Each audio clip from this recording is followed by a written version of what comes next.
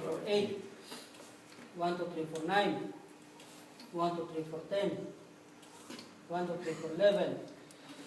1, 2, 3, 4, 12. One last. 1, 2, 3, 4, 5, 6, 7, 8, 9, 10. Pass with breathing. Okay? Yun yun. Now, sa proper positioning pa nagsi-CPR kayo,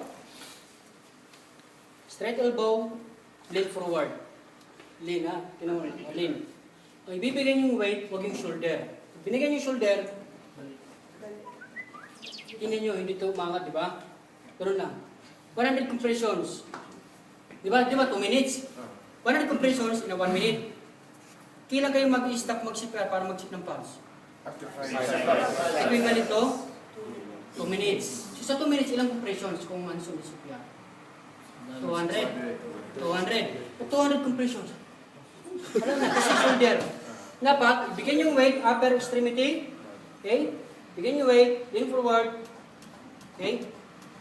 Gagawin nyo, allow chest complete recoil. Pag galing dito, taas pa rin. Okay?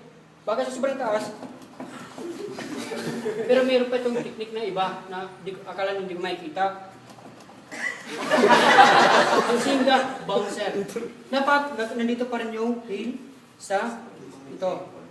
Kung hindi nyo makita yung nipple line, you can do like this, touch, short, yan.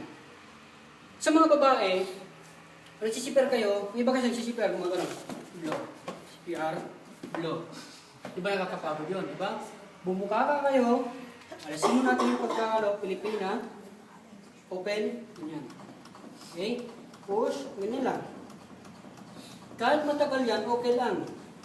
Kasi upper extremity. Diba? Mabilis. Kasi kung mabagal, wala, dapat mabilis.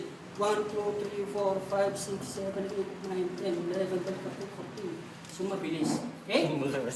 What? Tanong.